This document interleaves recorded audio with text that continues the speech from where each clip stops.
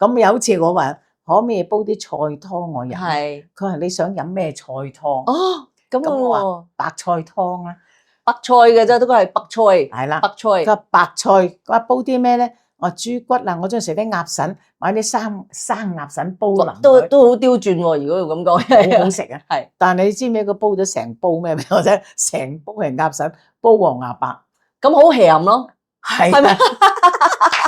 我話都唔係白菜嚟嘅，好鹹。咁咪冚唪唥都係白色㗎咯。